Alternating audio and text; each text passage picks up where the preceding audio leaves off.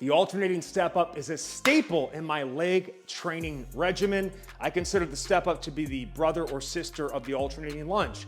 The step up is more glute and hamstring dominant, where the lunge is more quad dominant. So I like to mix between them for training variety, complete lower body development, and also preventing, you do too much lunging, it can bother your knees. So on a day where maybe your knee's a little bit sore, you did a lot of, heavy squat type work or jumping, a little more knee stress, I can go to the step up and get a little less knee stress, a little more hip stress. So it just gives you a way to kind of round things out. Now, let's talk setup. A lower box or step and a little bit more onto the toe gets more calf and quad, where a higher box or step with a flatter foot positioning and a more vertical shin gets more glute hamstring. So you can understand that too and how you set it up. But if I'm talking just kind of the classic setup here, I like it so the top thigh is about parallel to the floor, and we're gonna have a flatter foot position here, especially if we're gonna load up with bells. So if I wanna go more of a loaded strength emphasis, I grab a pair of bells. I'd start with a pair of 10 to 25 pound bells. And one thing to note too, when you're holding here, you don't wanna be out of control. This is what I see a lot with people doing step ups. They're like swinging the weights up and down, and then again, really sloppy on the way down. You've gotta create an active rear delt lat contraction. It's almost as if doing a carry. So when I step up and you exhale up, the weights don't shift forward on you. And then on the way down, always go about twice as long on the descent so we don't plop and we actually put stress through the glute and hamstring the way we want. So control it down that way, and then I'll switch sides. What's unique about the step up versus the lunge is I actually have to use my hip flexors to lift the leg into position before I step up. So when you alternate legs, right? Inhale down. And if I wanted to increase the challenge with the same weight, I can load up here, all right? So also, think about what we're trying to do here. You're not just picking the leg up, but you also want to push down. You want to stomp into the box to get that full extension into the hip. Weight up at shoulder level. Get your trunk more upright for more quad stress. It also makes this weight feel almost twice as heavy as it would here. Now, if I wanted less strength, more kind of cardio-metabolic, I could go body weight, and the big focus is a fast twitch fiber emphasis without even having to leave the box, especially if we have a ceiling issue. All I'm gonna focus on doing here, and I like to go opposite arm leg mechanics here, I'm just gonna power through, kind of stomp into the box, come up really quick, control it down.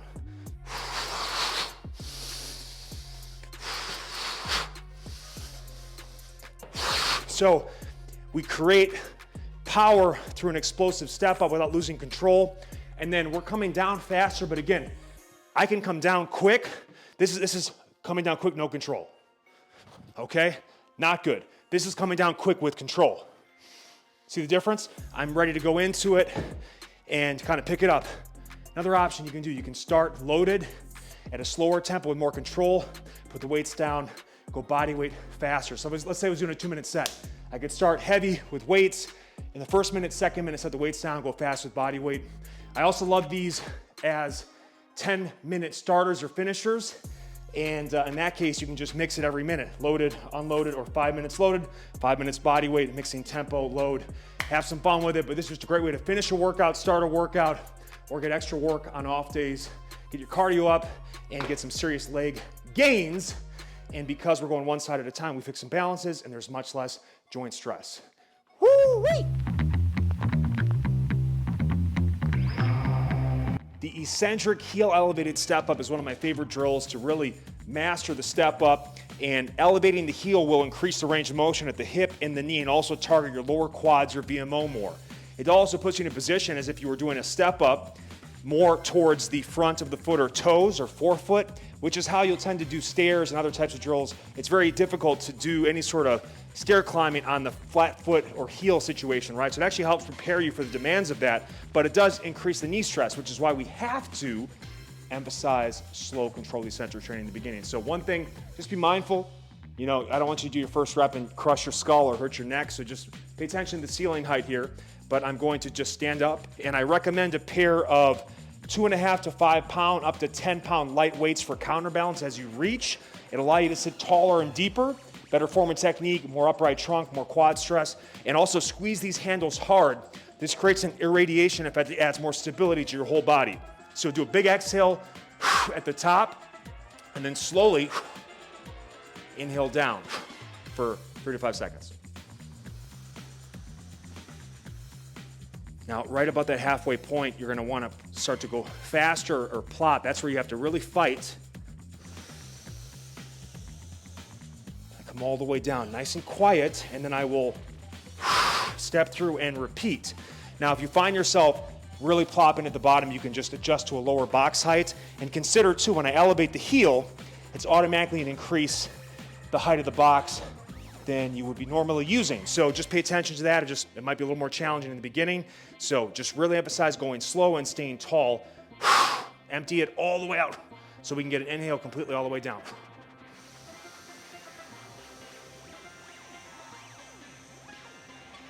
Right there, fight for it. And if you can start to add like a little hover hold before you touch, it's even better. And if you need to, you can get rid of this and you can see how much, that's more of a top thigh parallel versus when I do the heel elevated, you can see the hip creases beneath the knee crease, which again, better stretch, better gains, more bulletproofing there as well. But be slow, be controlled, and the counterbalance helps tremendously. Trust me on that.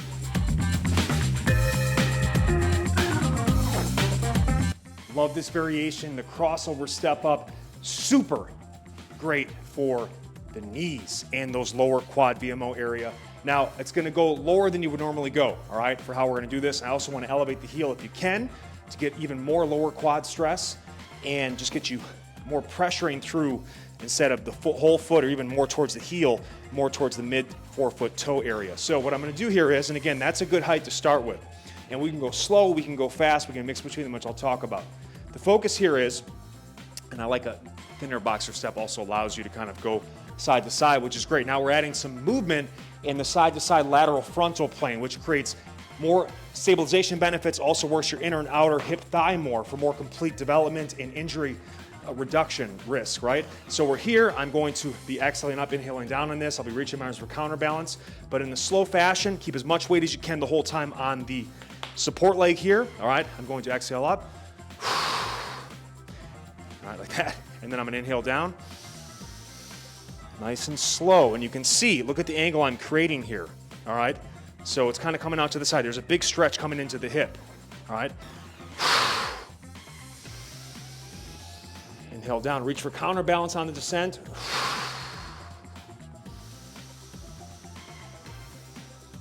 And then coming right back through.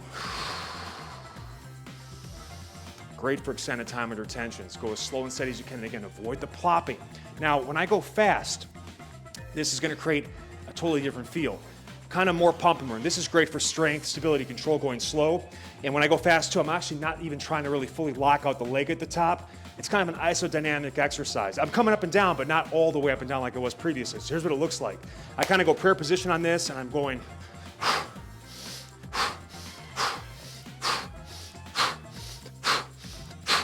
and I'm keeping as much weight as I can in that lead leg, and that in and out action is just, it is firing up because that knee wants to be going crazy. To keep it level and stable, you gotta really fight down, and it burns the hell out of your quads. So if I was doing a 2-minute set, sometimes I'll start 1 minute slow and then go 1 minute fast. So I could switch between slow and fast every 30 seconds for the total time period. But both options are great, but start slow, because if you can do it slow, doing it fast is easy. But if you can't do it slow, adding speed will just cause discomfort and you won't get any activation the way we need to get the most out of this exercise. Get after it today.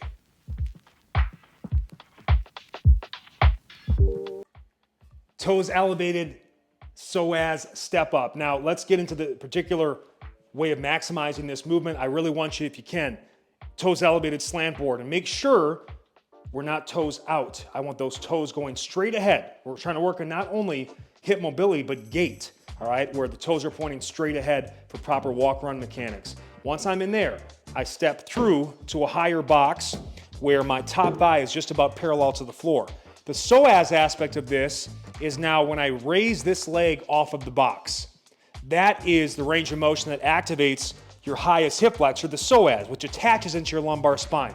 That's why it's so critical for low back health. So I want you to take a stick and push down into the ground or the box to give you a little more stability and support. And again, keep everything forward.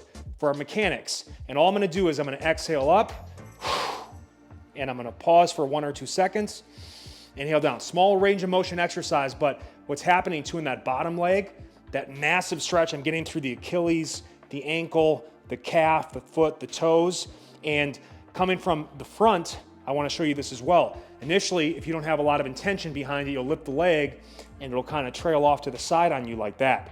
That's not what we want. That's actually tightness in your hips that's pulling it out. So you have to actually focus and use this for support as you come up. Don't be loose at the foot either. Pull the toes up, get that knee straight up and hold it and feel it and get that activation right here. Inhale down. Obviously, the progression here is just getting even more and more range of motion, maybe a millimeter at a time, and using less and less assistance and support. If you can eventually do this in free space without any sort of stick, I mean, that's like total body control. And that's a great long-term goal. You can do that. There's really nothing else you won't be able to do physically, in my opinion, with your lower body. But great way to start a workout, activate the high hip flexors, and then when you get into your main step-ups, because you'll never be stepping up with this sort of extreme range of motion, it'll allow you just to feel real smooth on all the other variations that come in the workout. So that's why I love it as an awesome built-in warm-up, not just for a great step-up or lower body workout, but even a walk, run, hike. So put this into your daily mobility work too, especially if you feel the benefits or that it's a weakness. The step down or reverse step up is a critical exercise for knee health, all right? What it's trying to do is get you comfortable, if you think about coming downstairs, with the step down portion of that, right? It's this movement, all right? This movement, by the way, for a lot of people, that's where they get a lot of knee pain. And what it is, think about it, this is actually, as you step down and do it properly, transferring kind of from more mid-foot heel to toe, all your body weight is coming to your knee where it's way over the toe. This is actually a stressful joint angle. So what we wanna do is we wanna build some resilience, some eccentric and isometric strength in this position so it isn't painful, all right? There's actually a big mobility requirement as well that comes with this. See that foot, the heel's off the ground, but all the weight is on my midfoot, the balls of my feet and my toes. So we bridge the gap here by initially starting with a heels elevated slant board on the floor. So this is basically like being here, except I've got the stability that this provides while having my heel elevated. So initially all we do here is you get the leg up in front of your body like this, get into full extension of the leg, kind of squeeze the quad in the beginning. You're gonna inhale down slowly, slow as you can, small range of motion movement, especially when on the floor. Tracking the knee over the foot, and then when the heel touches, you stop, pause and own it for a second, kind of get isometrically comfortable with having a really upright trunk and that knee way out in front of your body. And then exhale through, and then squeeze out that quad as hard as you can at the top. So it'll start there. Do it on both sides, and you should feel no pain in the knee. Pain in the knee, any sort of tensioning is an indication that the patella is probably not tracking the wrong way, and that it's just gonna blow up that knee or potentially swell it, which we don't wanna do.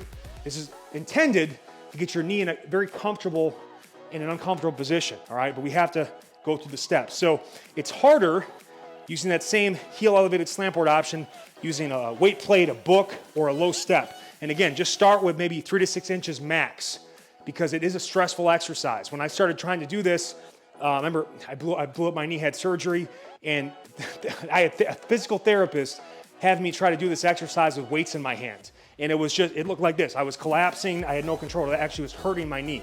So body weight only, or even a stick into the floor like this to self-assist is a nice option in the beginning if you need it. I'll just show it first, just for that little extra stability. And again, tracking the knee over the toes, all right? And Naomi's gonna show the front angle on this too, so start from the side. So I'm gonna get here, and actually I'd recommend, especially if you elevate, start here. So that like if it hurts already, like with this foot heel on the ground, if it hurts this knee and you don't feel like you have it, then that means it's too high, all right? But start here, exhale up, and then slowly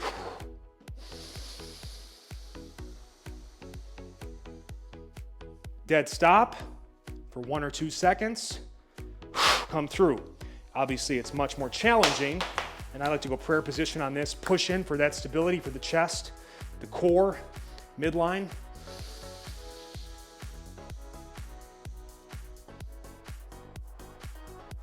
All right, dead stop, come right back up. And again, coming from the front, this is what we don't want. If you're coming down and it's going like this, like that knee is all over the place, no, we want to actually track it right over the big toe and the second, third toe. That's exactly where we want that knee to go.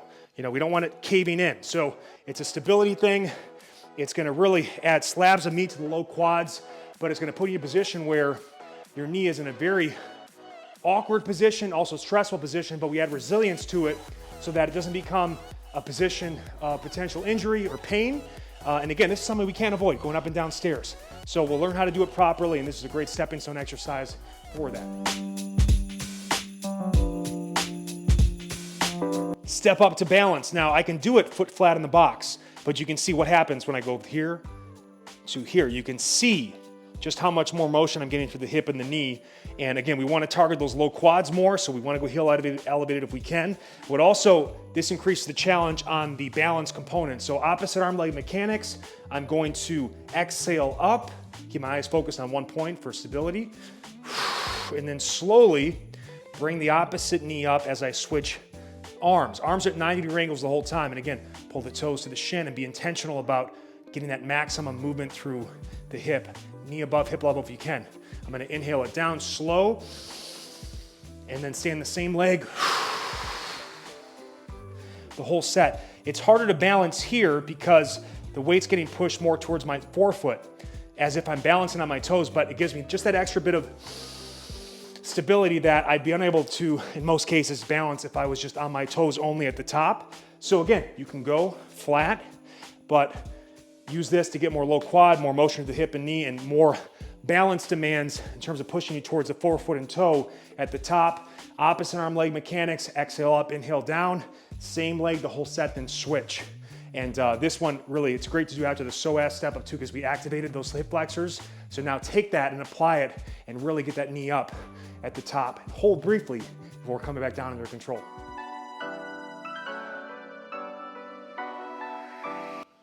The step up to reverse lunge is one of my all-time favorite lower body combination exercises. The step up is more glute hamstring dominant, and you get also a ton of hip flexor recruitment as you pick up the leg onto the box and pick up the leg at the top for even better hip flexor engagement. Exhale up, inhale down. And the lunge, even though this is a reverse lunge, which tends to be more glute ham dominant, it's gonna get a little more quad stress. So you combine both, and it's just great for extended time under tensions. It's a brother-sister exercise that feeds each other.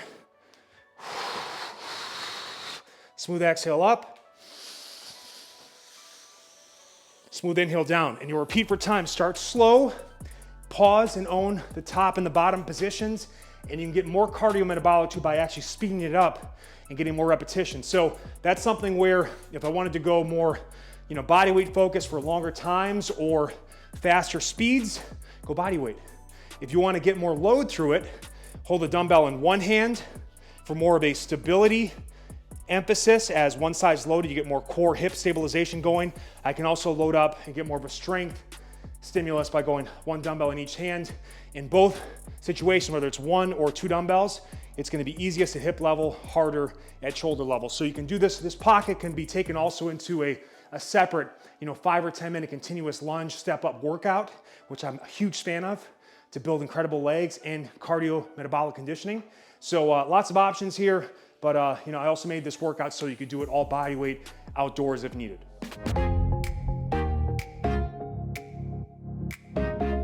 So this drill is as much about what's happening on the top leg as the floor leg, the box leg versus the floor leg. So, again, a lot of injuries can happen to the Achilles or ankle and what's happening with the trail leg.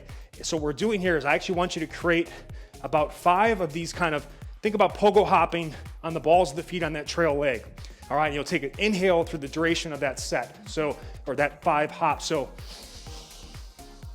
then I'm gonna exhale up into a hover hold for about 1 or 2 seconds. I can reach my arms more for counterbalance and then go right back into this set. But I'm actively pushing down into this too. I'm bouncing off the back toe. I'm also pushing off the midfoot here, and I'm getting these pulsing contractions in my low quad, my knee. So it's a pulsing, it's joint training, it's muscle training, and then push up, and then stabilize. So it's actually helping you build from the bottom up. The hardest part of the step is coming out of the bottom. And by hover holding, what happens with isometric hold is you strengthen that exact motion. You also strengthen the angle 15 degrees above and below. So it's actually building here to here. It's building this pocket of strength where your knee is susceptible to injury, but also where you can be really weak. So this is gonna help build more resilience for the toes, foot, Achilles, and it's also a great calf workout. You get some cardio going here, but it's pounding the VMO, hover hold. And just repeat for time and then switch sides. And I love doing this. If you know you got some more jumping or a lot of plyometric elastic work coming into a training session, doing something like this to warm up and just get a lot of blood into those joints, make things pliable, elastic, warm, and wet, if you will. Less risk of injury, better performance. And again, this is gonna really help strengthen the sticking point of your step up as well. Alternating step up to step up jump complex. We basically mix between an easier, slower version of the movement to a harder, faster, more explosive version of the exercise. And it's gonna be tougher on a higher box, so you might actually wanna revert to a smaller box to get more jump on the plyo portion of the exercise, but I'll show both just to give you a feel for it. All I'm gonna do here is, and I'm actually alternating legs, I'm going to do my exhale up, inhale down, step up, and then when I come down on that second rep, I'm then going to just explosively exhale and exchange legs. I inhale coming down midair, then I go right back into another step up. And by the way, if you don't want to bring that leg in the top on this one, you don't have to, but I go back to one normal step up each side, and now I'm actually initiating the jump from the opposite side. And I just repeat in that manner. Now, the higher the box, the more back toe push off or back leg recruitment you need to do the transfers. Now, you can see when I do, a little bit lower of a box step, it's actually I get a little more height on the jumps. So you can mix it up, play with it. That's gonna be more range of motion. You get a little more glute recruitment, and again, more back toe involvement. If you wanna make it more just all about this top leg doing the explosive push off, mid or again, slightly lower than your normal box height will work quite well for that. But great cardiometabolic, and again, it breaks up, a medium and a hard movement, so you can do it for long periods of time. This is one of my favorite built-in warm-up exercises. We have an extreme joint angle step-up stretch. So toes elevated, bottom leg to maximize the stretch into the calf, ankle, Achilles, and then heel elevated on the top leg to get more range of motion through the hip and the knee. All we're gonna do is a nice, slow, controlled exhale up, inhale down, overhead press from this position to warm up the upper body, activate the core, and stretch and mobilize your lower body joints, and get ready for the step-ups to come. You'll be switching sides then again, so whatever leg is up on the box, that's the side pressing, and vice versa. Go slow and controlled, focus on your breathing, and get tall. And again, try to max out the range of motion. If you're using an aerobic set with adjustable risers, try to find the highest point you can get to really, I could probably go, I actually ran out of risers. I would do this with my plyometric box and go with one of the higher settings, but get as high as you can on that lead leg to really stretch out those joints beyond the demands that will be required in the actual workout. You create, with quality mobility work, gray zone, all right, above where you actually have to be going, if that makes sense. So that's the warm up, but it's gonna be like a workout.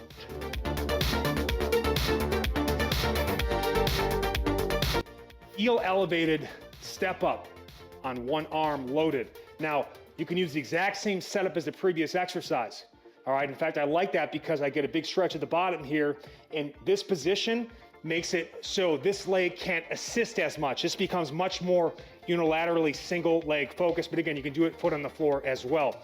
The other option, on the rest of the moves here too, I have listed a get up variation you can do to get into this setup, all right?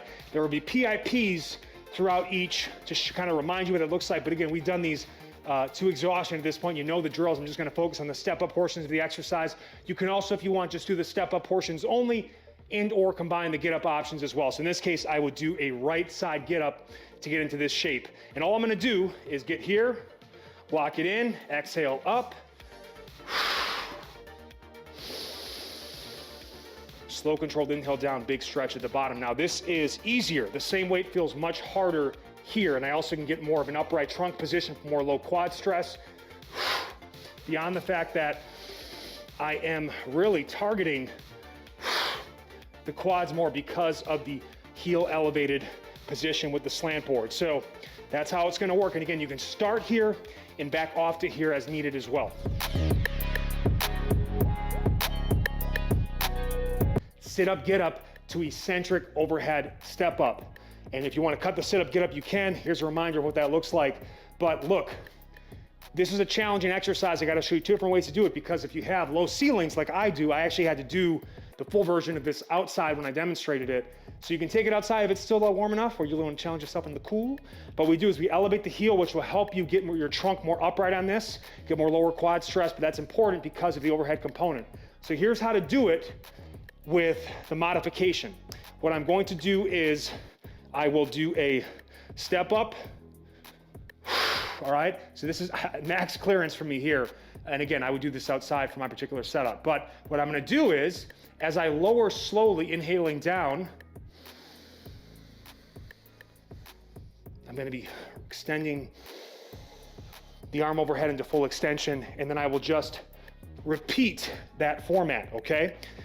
The other option obviously is what you do, and I'm showing the PIP right here.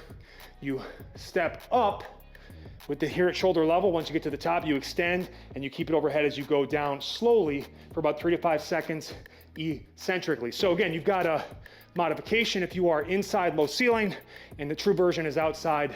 And we're just working on the eccentric portion, trying to stay as tall as possible and using the slant board to help you do that, because it really does help you keep your trunk more upright. So very challenging from a stability standpoint. It's gonna smoke the shoulders, the abs, and obviously wheels of steel.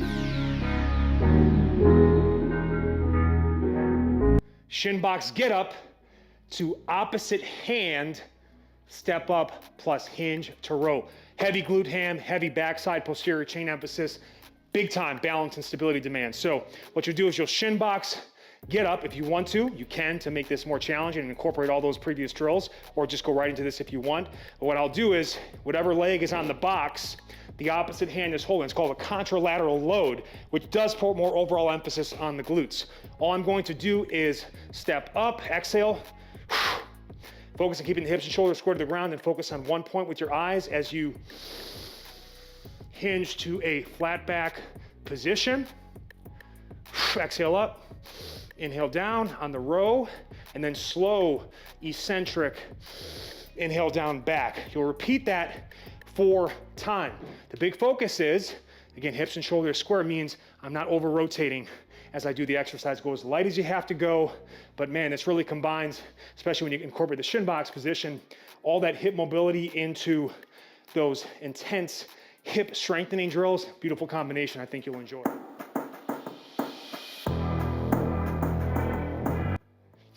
4-minute Metcon finisher, metabolic conditioning, left side, right side, left side, right side. Step cleans first, step thrusters next. I'll show modification for the thruster with low ceilings as well. So again, we'll elevate the heel as we can here. And again, if you need to, just bring the steps down a couple risers if needed, or go with the lower setting on your adjustable plyo box, whatever step you're using, or your adjustable bench. Again, whatever you have access to make it work. All I'm doing here is I'm going to exhale up, drive through this leg as hard as I can, and then pull this to this clean position or rack position right here. Inhale down. 40 seconds on, 20 seconds off, pumping it out. I'll then switch sides, other side, okay? Then I move final 2 minutes to the step thruster. Now, I can't do this inside traditionally. So I'll PIP for you what it looks like, and you'll see it in the follow along as well. But all we're doing on the step thruster is we're just stepping up and pressing overhead. And again, I can't do it because of the ceiling. So what I can do instead is I can start overhead, step up, exhale up, bring it to shoulder level, Inhale down. This is really tough. In particular, it smokes the upper mid back, lower traps, keeping them depressed as you do this. Exhale up, inhale down. So we're combining upper and lower body, full body fat loss effect. We're working one side at a time to strengthen your core, hip stabilizers in a real way. A 10 to 25 pound dumbbell throughout all these drills is gonna light you up. And again, if you like to be active outside, hiking, trail runs, climbing or running hills, whatever you wanna do, the step up sets the tone for all of that. I recently went on a trip, took a sabbatical, did so much hiking, heavy hill work, and all of the slant board work, lower body work, and step up training. I'm just coasting, baby. I'm out there like the T1000. Calm, relaxed, but just pushing the pace. So great way to finish the workout. Modify if you need to, like I showed, either lower box or the kind of reverse thruster modification, or again, take this outside and have some fun. I'm a big fan of finishing a single leg squat focused workout with some extended either step ups or lunge. In this case, we're doing the step up, and we're also gonna do it heel elevated to, again, get more knee resiliency, fortification, and more low quad stress. So I get set up here, 60 seconds each side, and you can do it against the wall if you wanna really focus on teaching yourself to be more upright with your step ups and carry over more to the single leg squat, right? So single leg squat or squatting in general, upright trunk. Hinging more is gonna shift more glute hamstring, and that's more of a kind of hinging deadlift or a hip thrust pattern, if you will. So exhale up, inhale down.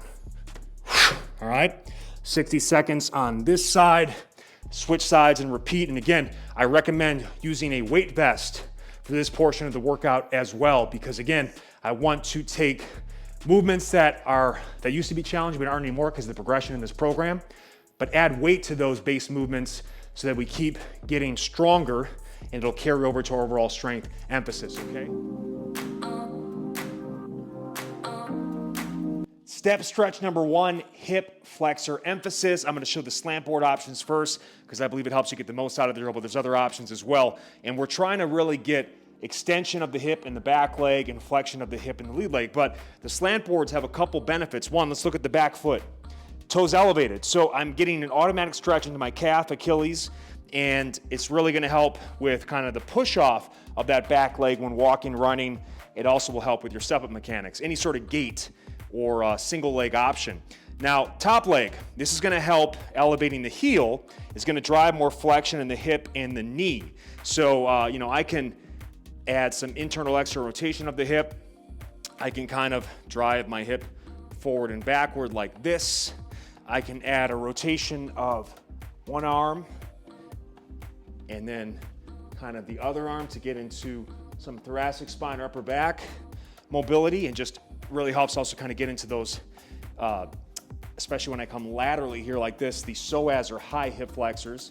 So there's really, no limit to the movement you can do here. Adding some movement is really critical here to getting the most out of the drill. And you can see when I'm positioned with the slant boards, I've got full motion, and you'll never need to be that deep when you're running or doing step up. So it just gives you that extra mobility you need for guaranteed full range of motion. Without the slant boards, again, still some great benefits there, because what I can do is I can actually come onto my toes a bit and work on just mobilizing the forefoot and the toes, ankle.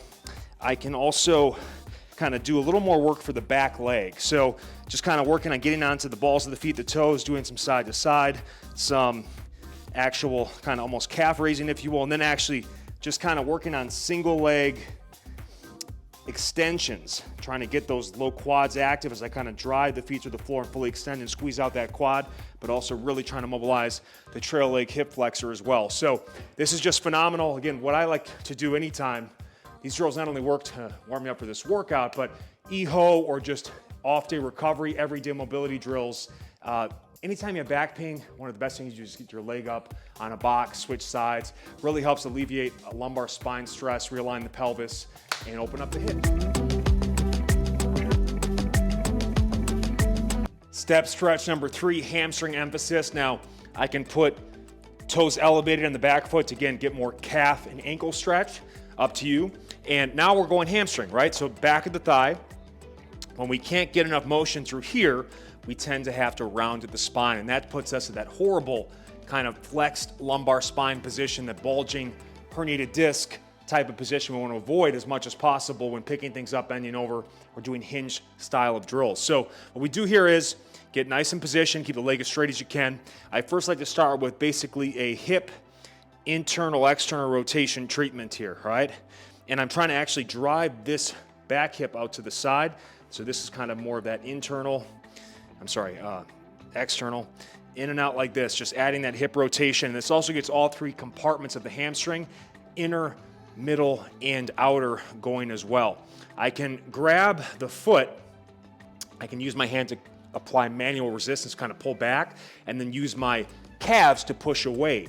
So, and then pull it back as far as you can, really getting into, behind the knee area. Get all the way out as you can. It also kind of involves a little bit of shoulder stretch, opposite hip, shoulder action here as well. Add that motion this way.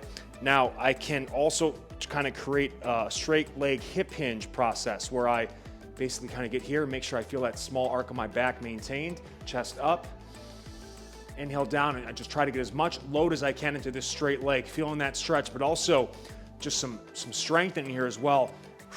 And then I'm going to exhale up as I push and kind of go all the way through.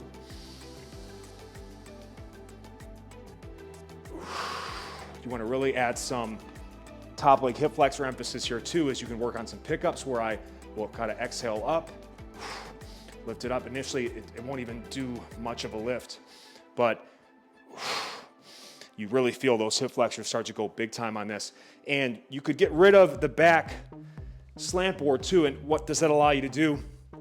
I can kind of work this leg back further and get into more of a split position, right? So again, all these high box drills, you get better leverage. You can spend more time in them and just get better positioning. And anytime you have to get on the ground, it's great. And you work on kind of that back leg and just kind of creating that separation or that scissor split style. So this one's great, very important if you have a history of back pain. Step stretch number 2, the glute emphasis or the piriformis. So a very important area to mobilize if you have a history of sciatica or back pain, or you find yourself often standing, walking, running with your toes out. We gotta open that up into external rotation. So I'm gonna show you the more advanced option. I'll show you the modification as well. I like to kind of go off to the side a bit. I like a kind of a pad for the foot, make sure it's comfortable. And we can emphasize going horizontally. We can also emphasize going vertically and use as much assistance as you need with the hands. And back toe emphasis, we are gonna get the hip flexor stretch here, but mainly glute stretch here. So I just start by kind of exhaling forward,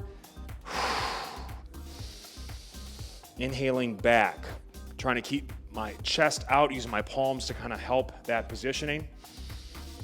After about 3 to 5 of those guys, now I can start to emphasize kind of sinking my hips down more to really extend the stretch vertically. So inhale down, exhale up. And what you want to try to think about doing here is using this glute to lift you back up. I can add a little rotation here as well. Now, one thing you want to kind of work towards here is getting just a one hand or even no assist, right? Completely isolated where I can just kind of get out here and then just isometrically hold through the strength of that hip. So this is going to really help build the glute, stretch the hip, bulletproof the back, all right? And just sink into it. I can still work on my back leg too there. Now, some of you that, it's a little more advanced when I just go foot here and I can get a deeper sink and I could put more stress into the hip. If you're newer to this, you feel a little bit of tension in the knee, a little bit of belch. The modification is I come here and I just give my heel through knee, let them be kind of fully supported on the box. And it's not as stressful. So it's a way to kind of get into the drill. I can still do kind of the in and out action. I can do the sinking. I can also kind of move to more of my foot side versus more of my knee side as I do it, and just kind of adding side to side motion, getting up, sinking down. So lots of options there. But again, it'll help turn you from here to here really alleviate back pain, and it does build your butt, especially as you get more of your body weight into the stretch.